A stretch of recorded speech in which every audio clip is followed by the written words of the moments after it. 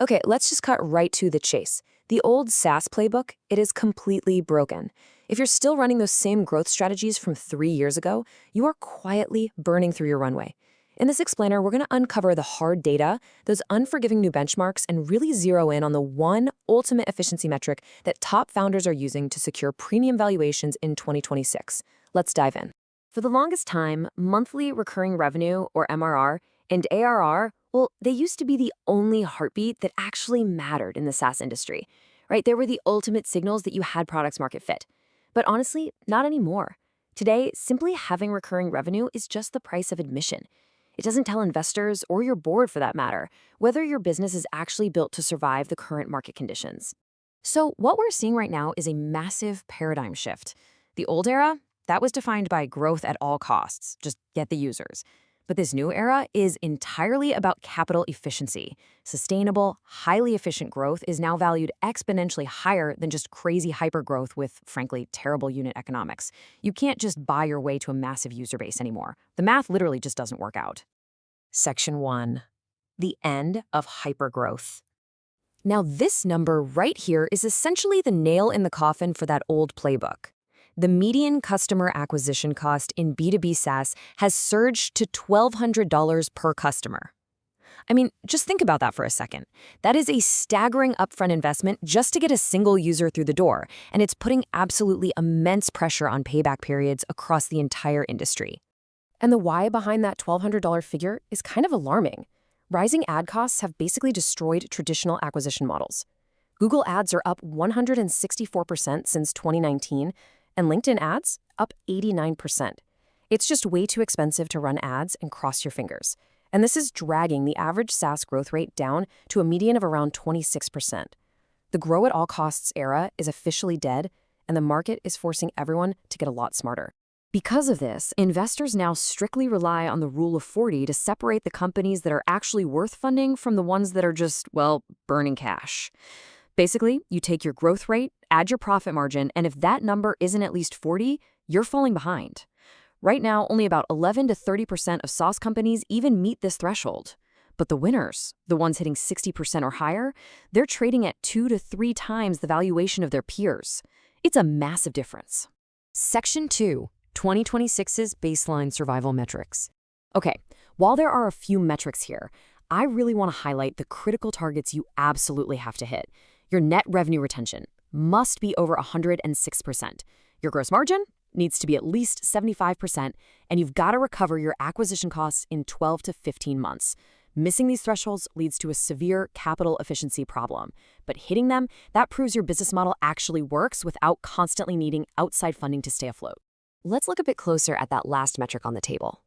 Just to be crystal clear here, venture investors rely on burn multiple as the single best indicator of efficiency. It is your cash burn divided by your net new ARR.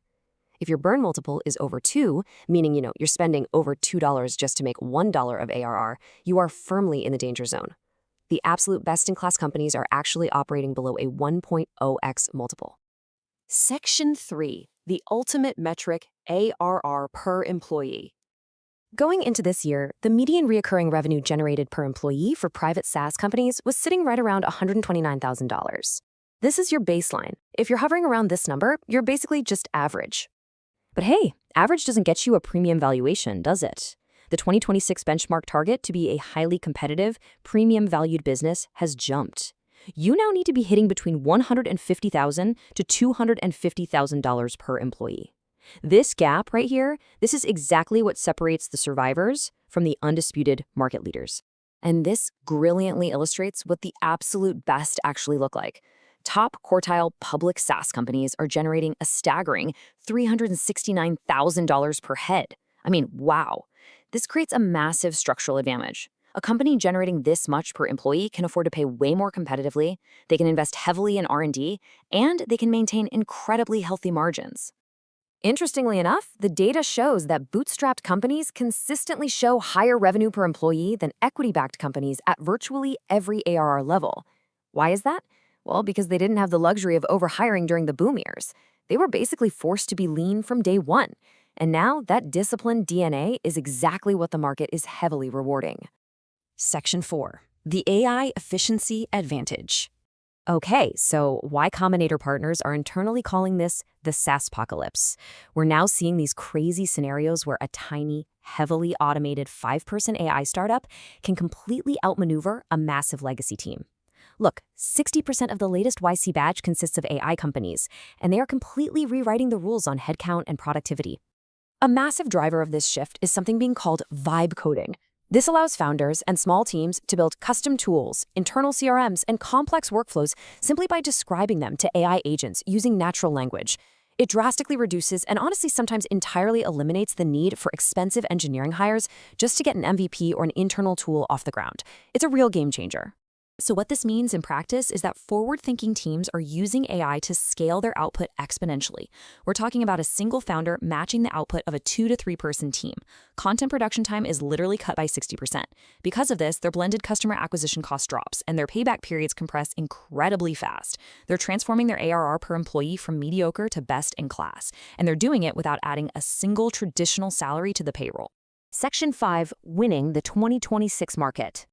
The companies that will command premium valuations in 2026 are building their entire operating systems around improving this exact leverage. The real question isn't how many people do I need, it's how much revenue can I generate per person. If your first instinct when you hit a bottleneck is to just go hire another person, you're playing the old game.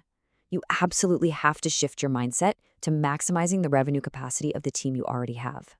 All right, here is your action plan. Start by auditing your baselines, specifically your net revenue retention and your CAC payback. Once you have a crystal clear picture, aggressively deploy AI workflows to handle the manual scaling that used to require new hires. From there, lean heavily into your existing customers. Expansion revenue is the absolute cheapest growth available, so you really want to push that NRR toward 120%. And through all of this, track your ARR per employee relentlessly. By doing this, you aren't sacrificing growth for efficiency, you're actually finding that efficiency extends your runway and makes every single dollar work infinitely harder. I want to leave you with this provocative thought as we wrap up this explainer. Take your current ARR right now, divide it by your total headcount. Now look at that number. Are you sitting at that $129,000 average, or are you pushing past $250,000? Ask yourself if you were truly ready for the new era of SaaS efficiency. Let us know where you stand in the comments below and start building for the new standard.